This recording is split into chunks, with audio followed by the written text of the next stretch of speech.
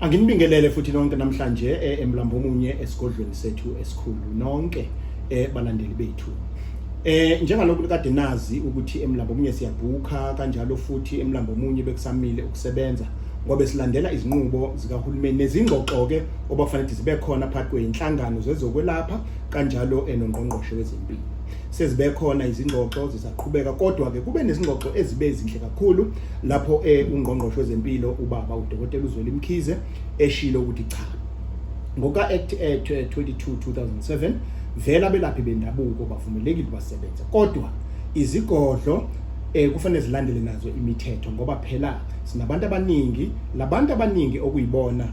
ongathola ukuthi sokukwanda lesi sifo kodwa ke okumnandi ukuthi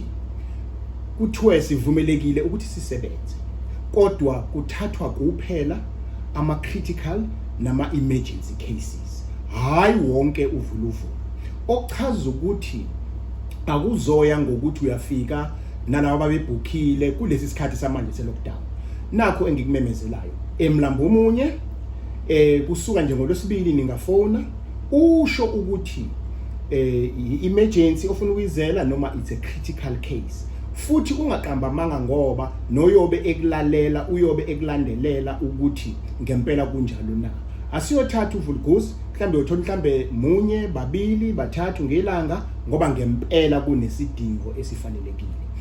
ubaba uSoli Nduku kanjalo noPepsile okuyibona benza umsebenzi omkhulu ekuxoxeni kulezi zingxoxo ngiyobaxhuma futhi nabo okhosini ngolesithathu banichazele ngokuphelele ngenkulumo efana lezi ngakho ke eMlambo Omunye ningasithinta ku 087 noma 0310032953 0100075294/5 la nobe ngempela nibhukhela emergencies and critical cases kusuka ngesonto elizayo siyabonga.